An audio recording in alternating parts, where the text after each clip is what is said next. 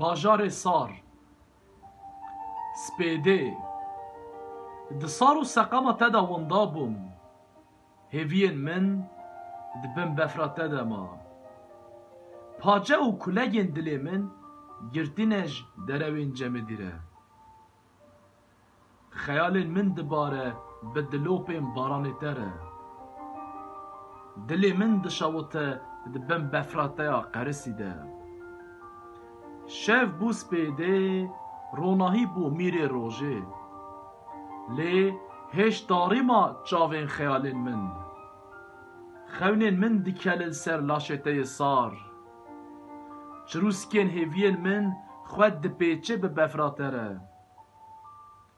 Rêve diçim dibin roniya heyva te de, lê heyva te ronî nake rêya min. Rût û tazî dibezim di kolanên te de, lê hêj dûkê li ji dilê min diçe.